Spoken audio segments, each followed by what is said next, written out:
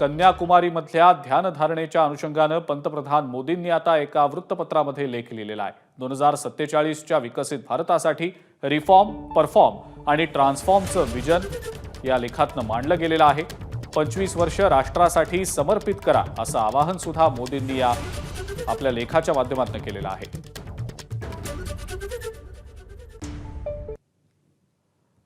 एका वृत्तपत्रात पंतप्रधान मोदींनी लेख लिहिला आहे, ज्यात त्यांनी अनेक मुद्द्यांचा समावेश केलेला आहे। कन्याकुमारीतल्या साधनेनं विचारांना नवी उंची मिळाल्याचं त्यांनी म्हटलंय।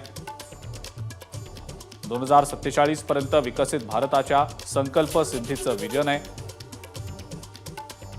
रिफॉर्म, परफॉर्म आणि ट्रान्सफॉर्म हे नवं विजन आता असणार आहे। स्पीड, स्केल, स्कोप आणि स्टँडर्ड्सवर पूर्णपणे फोकस असेल। 25 वर्ष देशासाठी समर्पित करा। 25 वर्षात नव्या भारताचा पाया घातला जातोय।